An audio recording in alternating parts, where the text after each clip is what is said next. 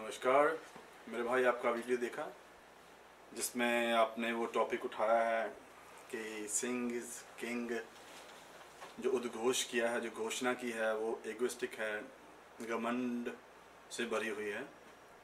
अच्छा लगा जो आपने मुद्दा उठाया, आपने बताया अक्षय कुमार ने पैसे बनाए, जो भी हुआ बराबर। लेकिन बात करते करते मिडल से एंड तक जो आपकी हालत जो हुई है बिल्कुल रजनीश जैसी, खुद ही की बात में आप उलझ के रह गए हो। और आपने कहा है कि अगर आप पंजाब से बाहर जाएंगे तो कोई भी सिखों को राजा नहीं मानेगा। राजा का अर्थ होता है राज करने वाला, दुनिया पे नहीं दिलों पे भी राज करने वाला। तो कुछ एक किताबें जो पढ़ी हैं उनमें से आपको कुछ हवाले दूंगा मैं, जो हिंदुस्तान नहीं दुनिया के सभी तरफ से जिन्होंने सिखों के ऊपर लिखा हुआ है और सिखों ने उनके विचारों पे राज किया है, उनके दिलो दिमाग के राजा बने हुए हैं। तो कुछ छूट नहीं जाए इसलिए सब लिख के रखा हुआ आपके लिए मैंने, चाहे तो आप ये बुक्स ढूंढ सकते हैं।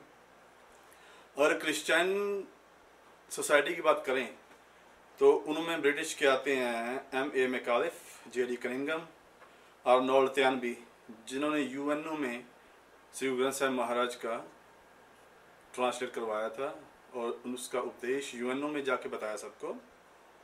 पर्ल एस बर्क हो गए, बर्टन रसल आ गए, H.S. ब्रॉडशॉ होते हैं, miss Mary, miss Dorothy field, doctor Noyes King, जिन्होंने कहा था कि मैं सिर्फ नाम का किंग हूँ, किंग देखने हैं तो सिखों को देखिए। Milton Friedman, C.S. Andrews, William वर्बर्ट, P.M. Williams, Franklin, Dr. W. Cole, C.H. Lowen, and Sir Alexander Burns, Edward A.D. Bittencourt, Kenneth Marx and Archer। ये इनकी बुकें ढूंढ के सिखों के बारे में पढ़ोगे तो दिल से सारा शक दूर हो जाएगा।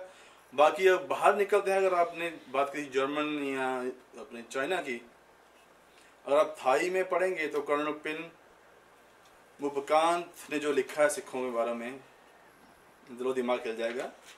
इतना ही, रशिया में वैलेंटाइन M. सरदोवर, यूरी O. एग्शिन, इन्होंने सोवियत संघ के टूटने का जो कारण इनको समझ में आया था वो सिख धर्म का अध्ययन करने के बाद इनको पता चला था कि क्या रीजन था, क्यों सोवियत संघ टूटा है। बात करते हैं चाइना की, तो दलाई लामा ने जो सिखों पे लिखा है वो भी आप पढ़ लीजिएगा।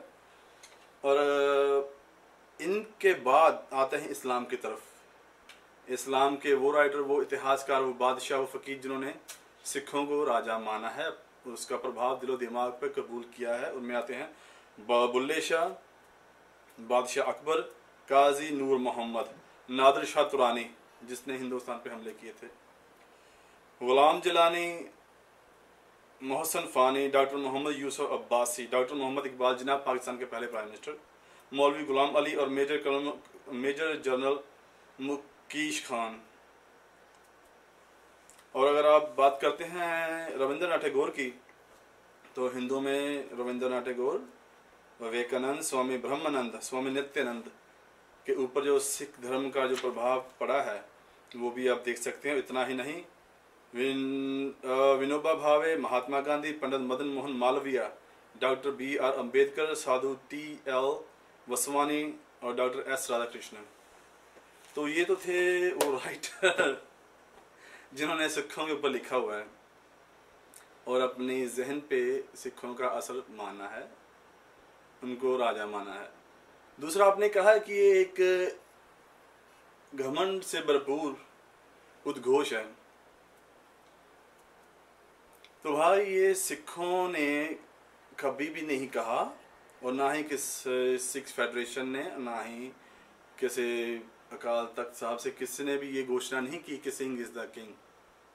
तो ये प्राउड वाली बात है कि हिंदू धर्म के लोगों ने जो मूवी बनाई है उसमें ये दिखाया है कि सिंह इज द किंग। तो ये घमंड की नहीं, ये प्राउड होने की बात है। घमंड क्या होता है? घमंड ये है कि जो आप कह रहे हो कि मेरे बाल सुंदर हैं।